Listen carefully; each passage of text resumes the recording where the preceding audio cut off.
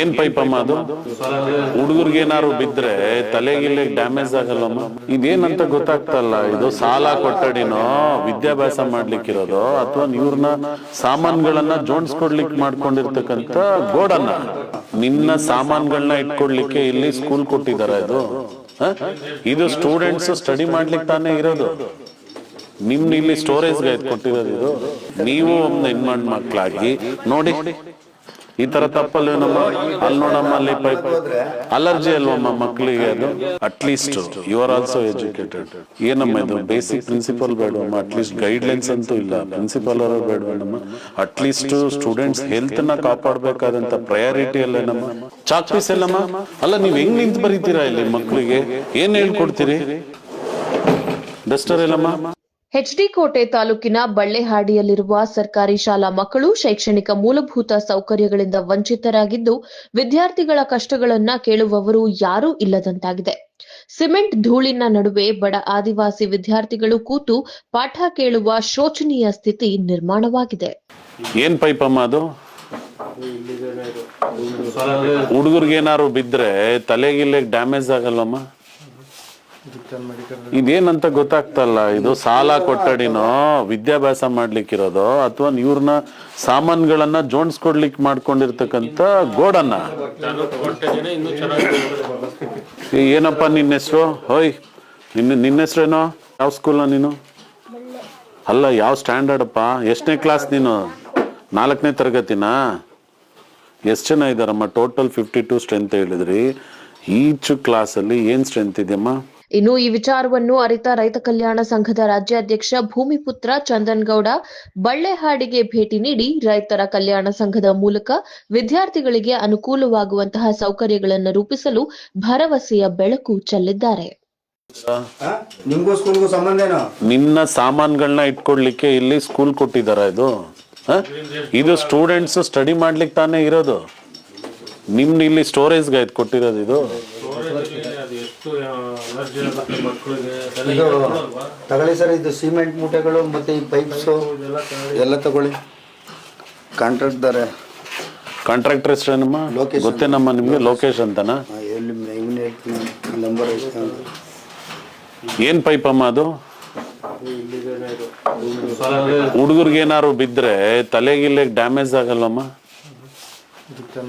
ಇದೇನಂತ ಗೊತ್ತಾಗ್ತಲ್ಲ. ಇದು ಸಾಲ ಕೊಟ್ಟಡಿನೋ ವಿದ್ಯಾಭ್ಯಾಸ ಮಾಡ್ಲಿಕ್ಕಿರೋದು ಅಥವಾ ಇವ್ರನ್ನ ಸಾಮಾನ್ಗಳನ್ನ ಜೋಡಿಸ್ಕೊಡ್ಲಿಕ್ಕೆ ಮಾಡ್ಕೊಂಡಿರ್ತಕ್ಕಂಥ ಗೋಡನ್ನ?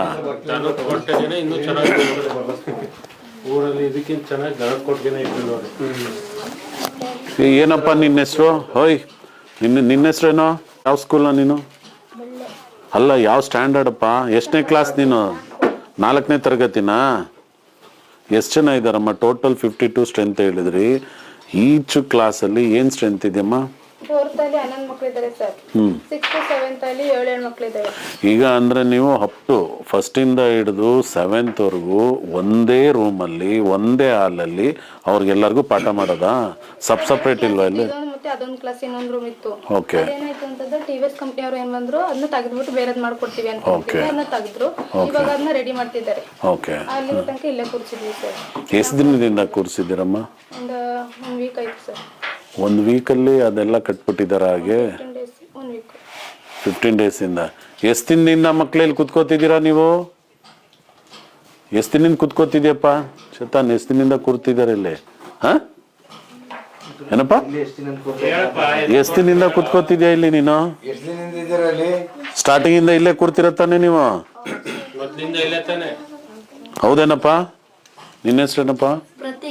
ಪ್ರತೀಕ್. ಮತ್ತೆ ಕಮ್ಮ ಸುಳ್ಳು ಹೇಳ್ತೀರಾ 1 ವೀಕ್ ಅಂತ? ಕೂರಿಸಿದ್ವಿ ಸರ್ ಮಕ್ಕಳನ್ನ. ಅಲ್ಲಿ ರೆಡಿ ಮಾಡ್ತಿರೋದಕ್ಕೆ ಇಲ್ಲಿ ಕರ್ಕೊಂಡ್ ಕೂರಿಸ್ತಿದ್ವಿ. ಅಲ್ಲಮ್ಮ, ವಿದ್ಯಾಭ್ಯಾಸ ಇದು ನೀವು ಈ ತರ. ಏನಪ್ಪ ನಿನ್ನ ಹೆಸರು ಪುಟ? ರೆಸ್ಪಾನ್ಸಿಬಿಲಿಟೀಸ್ ಅಲ್ವಾ? ನೀವು ಒಂದು ಹೆಣ್ಮಣ್ ಮಕ್ಳಾಗಿ ನೋಡಿ ಈ ತರ ತಪ್ಪಲ್ವೇನಮ್ಮ? ಅಲ್ಲಿ ನೋಡಮ್ಮ, ಅಲ್ಲಿ ಪೈಪ್ ಅಲರ್ಜಿ ಅಲ್ವಮ್ಮ ಮಕ್ಕಳಿಗೆ? ಅದು ಅವ್ರ ಹೆಲ್ತ್ ಇಶ್ಯೂ ಆಗಲ್ವಾ? ಒಂದೇ ಇಲ್ಲ. ಹೆಡ್ ಮಾಸ್ಟರ್ಗೂ ಬಂದಿಲ್ಲ, ಮತ್ತೆ ನಿಮ್ಗೂ ಬಂದಿಲ್ಲ. ಏನ್ ನಡೀತಾ ಇದೆ ಇಲ್ಲಿ? ಜನವರಿ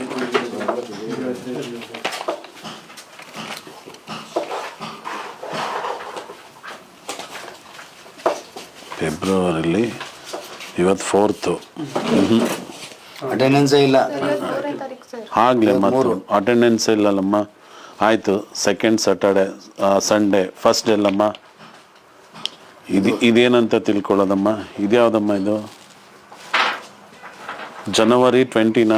ಇದೇನಂತ ತಿಳ್ಕೊಳ್ಳೋದು ನಾವು? ನೋಡಿ ಇಲ್ಲಿ ಜನವರಿ ಡ್ಯಾಶ್ ಏನಿದು? ಎಲ್ಲಿದ್ದೀರಾ ನೀವಿನ್ನು? ಇನ್ನು 24ಅಲ್ಲೇ ಇದ್ದೀರಾ?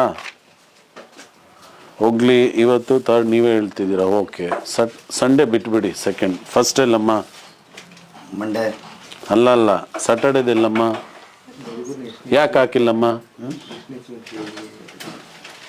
ಕೊಡಮ್ಮ ಇಲ್ಲಿ. ಜನವರಿ 25. Okay, February 25. ಫೆಬ್ರವರಿ ಅಟೆಂಡೆನ್ಸೇ ಇಲ್ಲ. ಏನಮ್ಮ ನಿಮ್ಮ ಕ್ವಾಲಿಫಿಕೇಶನ್? ಸರ್ ಡಿ.ಎಡ್. ನಿಮ್ದಮ್ಮ? ಡಿ.ಎಡ್ ಸರ್. ಏನಿದೆ ನಿಮಗೆ ಸ್ಯಾಲ್ರಿ? 10,000. ರೆಗ್ಯುಲರ್ ಬರ್ತಿದ್ಯಾ? ನಿಮಗೆ ಬರುತ್ತೆ ಅಲ್ಲ, ಸಂತೋಷಮ್ಮ. ನಿಮಗೆ ಕೊಡಬೇಕು ದ ಪ್ರಯಾರಿಟಿ. ಓಕೆ, ಬಟ್ ಇದೇನಾ? At least you are also educated. ಏನಮ್ಮ ಇದು? ಬೇಸಿಕ್ ಪ್ರಿನ್ಸಿಪಲ್ ಬೇಡವಮ್ಮ? ಅಟ್ಲೀಸ್ಟ್ ಗೈಡ್ಲೈನ್ಸ್ ಅಂತೂ ಇಲ್ಲ. ಪ್ರಿನ್ಸಿಪಲ್ ಅವರು ಬೇಡವನಮ್ಮ? ಅಟ್ಲೀಸ್ಟ್ ಸ್ಟೂಡೆಂಟ್ಸ್ ಹೆಲ್ತನ್ನ ಕಾಪಾಡಬೇಕಾದಂಥ ಪ್ರಯಾರಿಟಿ ಅಲ್ಲೇನಮ್ಮ? ಏನಾಗಲ್ಲ, ಕಾಡಿರೋದ್ರಿಂದ ಏನೂ ಬೆಳಿಲಿಕ್ಕಾಗಲ್ಲ. ಓಕೆ. ಮತ್ತೆ ಈಗ ನೀವಿಲ್ಲಿ ನಿಮ್ಮ ಜೀವನೋಪಾಯಕ್ಕೆ ಹೇಗೆ, ನಿಮ್ಮ ಬದುಕಿಗೆ ದಾರಿ ಹೇಗೆ? ಈಗೆಲ್ಲ ಕೊಡ್ಕೊಂತ ಇದ್ದಾರೆ. ಬರೋದು ಮಾರ್ಚ್ ಬಂದ್ರೆ ಏಪ್ರಿಲ್ ಅಂದ್ರೆ ಜೇನ್ ಸ್ಟಾರ್ಟ್ ಆಗ್ತದೆ. ಜೇನ್ ಸ್ಟಾರ್ಟ್.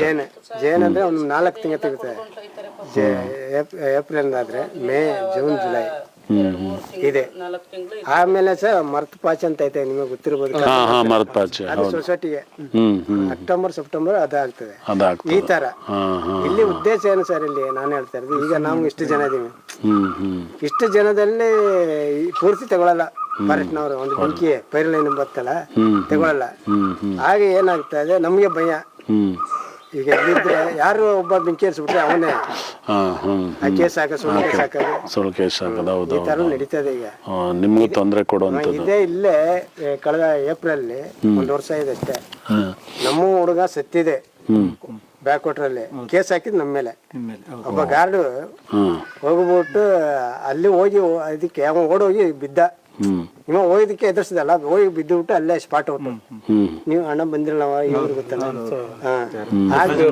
ಆಗ ಏನಾಗುತ್ತೆ ಸರ್, ಉಲ್ಟಾ ಕೇಸ್ ನಮ್ಗೆ ಕೇಳಕ್ಕೆ ಹೋಗ್ತದೆ. ನೀವು ಕೇಳಲಿಕ್ಕೆ ಹೋದಿದ್ಕೆ ನಿಮ್ಮ ಮೇಲೆ ಕೇಸು.